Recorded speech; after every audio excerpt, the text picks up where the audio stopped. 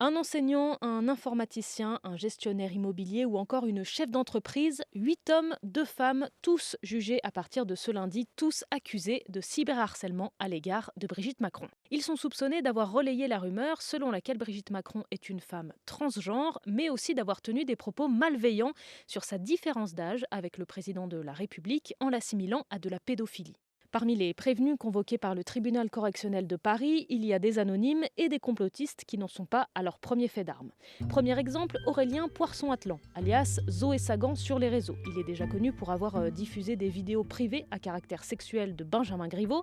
Il y a aussi Bertrand Scholler, géophysicien dont le compte X est toujours actif. Lui partage des théories complotistes et s'exprime sur la guerre en Ukraine, toujours sous un angle pro-russe. Ou encore Delphine Gégousse, elle aussi plus connue sous son pseudo Amandine Roy. Cette médium habituée des théories conspirationnistes sur le gouvernement, le Covid ou encore les réseaux pédocriminels a été une des premières à relayer cette rumeur sur Brigitte Macron.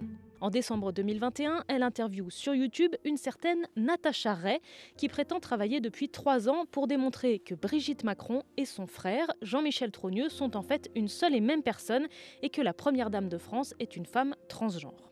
Les 2 femmes ont déjà été jugées pour diffamation, mais relaxées en appel. Alors ça ne veut pas dire que pour les juges, oui, Brigitte Macron est une femme trans.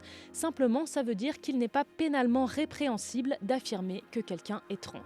Face à cette relaxe, le couple Macron s'est pourvu en cassation et un 3e procès les attend, puisque la rumeur est devenue virale aux États-Unis en début d'année. Brigitte et Emmanuel Macron ont aussi porté plainte contre Candace Owens. Cette influenceuse américaine ultra-conservatrice a sorti une série de vidéos intitulée Becoming Brigitte pour prouver que la première dame est née homme. Le couple Macron a annoncé qu'à l'occasion de ce procès, il fournirait des preuves scientifiques que Brigitte Macron est bien une femme cisgenre.